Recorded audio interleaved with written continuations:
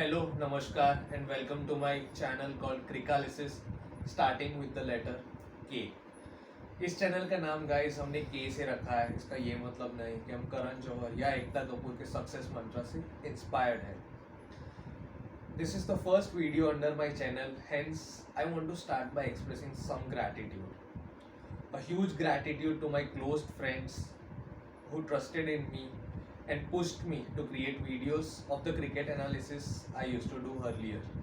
A heartfelt thank you to my brothers who were there with me in thick and thin and helped me record this video. Also, I must mention a close thank you to a close partner with whom in the past I sat and discussed this vision for the first time.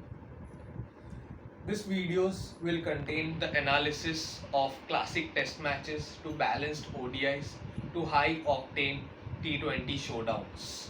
They will contain it all. These videos are not just the textbook analysis of the cricket or statistics related to that, but more often or moreover, it is to share with you that ultimate desire, that ultimate aim, that ultimate passion and love for this game of cricket. I always wanted to start making these videos on a high note, and what better than India-Pakistan rivalry, which recently happened at Asia Cup 2023 on 2nd September 2023. Unfortunately, we couldn't get the full match and we couldn't enjoy it. Neither India nor Pakistan could win it, and rain played the spoil sport in the game. But whatever action we had on that day was a high intensity action. It was full on power packed. Let's start with pitch report and ground analysis. This match between India and Pakistan took place at Pallikele Stadium in Kandy, Sri Lanka. Pallikele is known as an average size 80-meter long and 75-meter wide ground, which has a layer of grass on the pitch. Even though it has a layer of grass on the pitch, it is considered as batsman paradise. The average first inning score is 250 runs on these pitches. There is not much assistance for the fast bowlers, and once the pitch starts settling down, it has more assistance for the spinners, and spinners can turn around the game on the basis of their skills on this pitch. However, yesterday there were different scenes as there was raining for consecutive 2 days at this place, which means there were chances of rain on the match day as well. Hence, captain were excited, or captain must have thought that batting second would be nice, because if it rains in between, then they can take the advantage of the DLS, Duckworth-Lewis stun conditions, and win the match with some quick scorings. And however, to all of our surprise, Rohit Sharma and Babar Azam came into the middle. Rohit Sharma won the toss and elected to bat first. And when the when the referee spoke to Babar Azam, he said that he was excited, or he wanted to bat first as well. However, once the match started, against the nature of the pitch, we saw Pakistani bowlers were ooging fire literally, and they bowled really well. Shaheen Shah Afridi, Haris Rauf and Naseem Shah were exceptional, while their spinners Shadab Khan, Aga Salman bowled a few overs, and Nawaz Khan were tad expensive. So, as I was watching this match live yesterday, hereby I have noted down some points on my end, which according to me are the analysis from my end. First and foremost, as we already talked about Pakistani pacers who were literally spitting poison on the pitch of Pallikele yesterday. They were really good with their line lengths, and there was an extra bounce on few deliveries, especially from Naseem Shah. I would also like to talk about Indian top order batsmen who are constantly failing at the crucial matches. They do actually really perform at the league stages or in general matches, but we see them constantly failing at the crucial stages. What might be the reason? Additional pressure, lack of patience, they are overconfident about their skills, do let us know in the comment section from your end as well. As per me, I think there were some indecisive front foot moments from the Indian top orders. As you can see, the second ball of the match was also straight to the fielder at square leg from Rohit Sharma, but fortunately it was dropped. But post that, we saw Rohit Sharma trying to open up a bit, but we could also see there was an unfortunate rain break in between, which might have caused lack of concentration in players. But once they were back, Sahin Shah Afridi bowled a really good lengths to take Rohit Sharma's wicket off.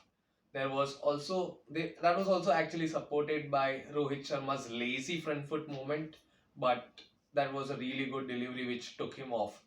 We also saw that with Virat Kohli and Shubman Gill. There were probably indecisive front foot movements. They moved their front foot probably three times in three different directions: back foot, front foot, cross, or front foot, back foot in the cross direction. Probably they were not sure about the shots they are trying to play in their mind, and probably that led to their downfall. Probably Shreyas Iyer as well. There was a hard length ball and tried to pull it away, tried to be more aggressive in his intent. Next point I would like to mention is about Pandya and Ishan Kishan show. Both of them, I must say, that absorbed the pressure really well and played some calculated cricket on the field. The partnership was compelling. 138 run partnership is, I think, the highest ever partnership in Asia Cup. Would like to mention about Ishan Kishan. He actually played really well. He played the spin very well. He played some late shots to the spin, which is a trademark or kind of sign of a player who plays spin really well. He always does something which is opposite to what I expected from him. Honestly, I was not expecting him to play that well in the middle order, but he came out well. There was a proper balance between aggression and defense, and commendable innings, to be honest, in the middle order of the innings. I would also like to talk about Hardik Pandya. Uh, when Hardik Pandya came into the side, he used to just smash all around the parks. We used to see him, that was just his game, but he has attained maturity.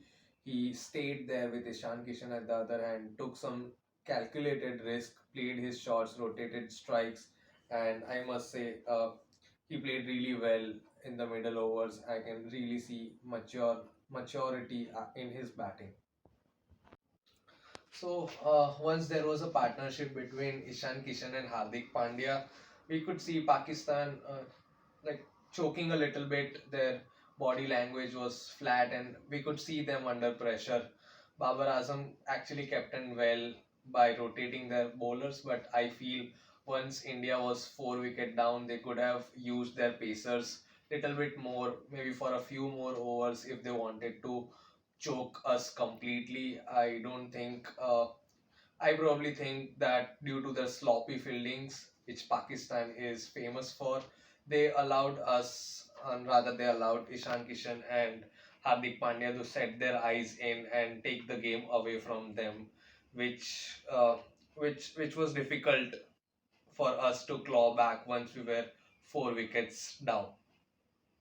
Once Hardik Pandya and Ishan Kishan were back in pavilion, we saw which has raised a lot of eyebrows about lower middle order and lower order of Indian batting lineup. Shardul Thakur couldn't convert, probably Jadeja couldn't connect well, and there were three bowlers at the lower end who did not score much, apart from Bumrah, who played few shots and converted those balls into the boundary. And there's a huge concern for World Cup as well. I feel we need to strengthen that lower middle order and lower order to score some runs at that order. With that, I would also like to take note of a point which was raised by Gambhir. Uh, as per him, the experienced players like Virat Kohli or Rohit Sharma could have batted at number 4 because they are more experienced. They can rotate more strike other than inexperienced players like Ishan Kishan. According to him, um, he could have played at top order, and probably Virat Kohli could have been pushed down of his favorite and the position where he has been more successful, from that position to number four.